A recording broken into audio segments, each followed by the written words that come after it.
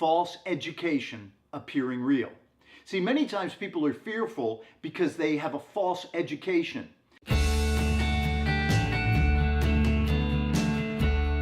Hello, my name is John Convery and welcome to Retire Yesterday, Live Today. You know, you'll notice that sadly, Michael's not here today.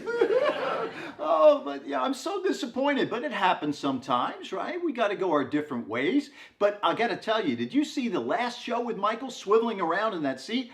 How cool. I mean, he's like the Renaissance man. You know, Michael is my son, and if I believed in reincarnation, I'd probably want to die, be buried, and be rebirthed or reincarnated as Michael. He's a great young man, very proud of him, but I've got to carry the yoke today. So I want to start with a story. You know, there's this guy by the name of Dax. A bleach blonde surfer kind of guy with a wild rebellious spirit who loved to take his Ducati and race at 85 miles an hour down Pacific Coast Highway up near the Palisades. And he was known for doing this. And one day he was kind of looking out over the crashing waves and momentarily got distracted. He thought it was just a moment, but it might have been 2 or 3 critical and perilous seconds. Because when he puts his eyes back on the road, he's coming up on the rear end of an 18-wheeler that stopped in the middle of the road. He knows he can't stop. So in just an instinctive thing that he does, he throws himself down into a slide, skids under the back of the cargo, the 18-wheeler, and what happens is he starts to feel the flesh being torn off his body. But worse than that, he thought he was going to be okay, but then all of a sudden, pop! And the gasoline cap came off the Ducati, and boom! All of a sudden, instantly engulfed in flames. Searing pain, and the next thing you know, in a matter of a few moments, blackout. Now, there's more to that story, but I'm going to hold you there for a few moments. Because none of us will ever likely go through something as horrific as the rebellious Dax, which we'll get to the rest of his story in a moment. But I want to talk about real fear and the acronym for fear, false education appearing real. See, many times people are fearful because they have a false education. And here's what I mean by that. You know, back in 2008, a lot of people lost their homes when the helium bubble and housing burst and everything fell like dominoes. And a lot of people saw at age 60, getting ready for a robust retirement, excited for the opportunity, they saw their 401k become a 201k. And the investment world, the financial pundits, the Wall Street bobbleheads, everybody's like, we don't know what happened. Stocks went down, but that's not supposed to happen until it did. And you know, the truth is, a lot of the mantra that you hear, such as, have you ever heard this? If you want to make more money, you got to take more risk. That's a lie. Warren Buffett has a lot to say about that in his annual shareholders letter. You can read it or ask me as a shareholder in a matter of pure disclosure and a fan. I'll tell you that Warren Buffett, with far less risk, has made far more money for his shareholders than anybody telling you you've got to take more risk to get a greater reward.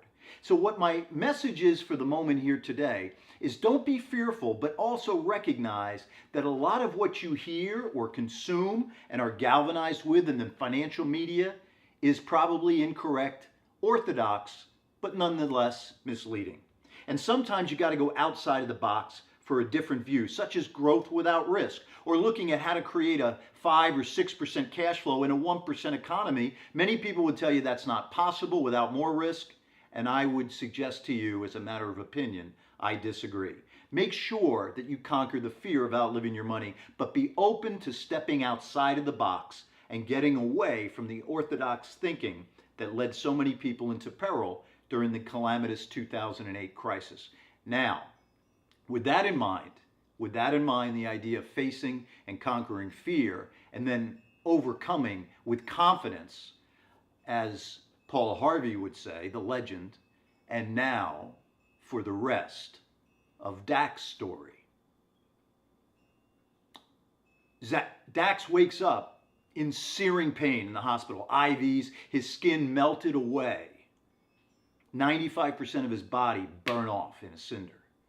He was wondering and dispirited, will I even live through this crisis, this unbelievable tragedy that I've gone through? But you know what? Over time, with skin grafts and rehabilitation and working and cultivating his spirit, he got out of the hospital.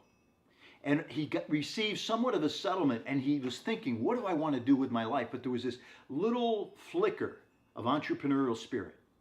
And one day he found himself at an old sawmill, and he sees all this sawdust building up around, and it's kind of taking up a lot of space. And he says to the owner of this mill, he says, what are you doing with all that sawdust? He goes, it's just a nuisance. He goes, I don't know, it's too much money to pay anybody to haul it on out of here. And so Dax thinks about it, and he says, well, if I get a truck, can I haul that sawdust out of here for free? He says, have at it. It's just a nuisance. Get rid of that sawdust. I'd be delighted to help you load it up. Dax took that sawdust, and he took the idea of facing and conquering his fear of being engulfed in flames, and he put it into an entrepreneurial venture. He took that sawdust and he created a product that you and I all certainly know, particularly around the hearth, during the holiday season. Hopefully you're in a cooler weather climate where you can enjoy some hot buttered cider, and you also oftentimes are going to enjoy a pressed stone log just like this, or something similar. Because my friends, Dax took sawdust, glue, and carbon paper and created a log company to help people enjoy fire safely in their homes with the ones they love, as a way of becoming not only a millionaire through his passion, but conquering the fear of fire that has stalked him since those days on Pacific Coast Highway. So take it to heart, folks. Fear can be palpable, but you got to conquer the fear. And I hope you've liked this program as much as I've enjoyed bringing it to you. I want you to like it a lot, and share it with your friends. Like it, and send it to Michael too. Or communicate with Michael and let him know how much you liked him swiveling around in that chair. Because we're offering value, sometimes poignant stories, sometimes financial thought. But at the end of the day, we're passionate about educating you so that you can thrive in retirement and truly retire yesterday, live today. Like the show a lot, folks. It's been great to be with you. I got to go. All the best to you for an anointing of good health, the breath of fresh air, and have a magnificent day. Goodbye now.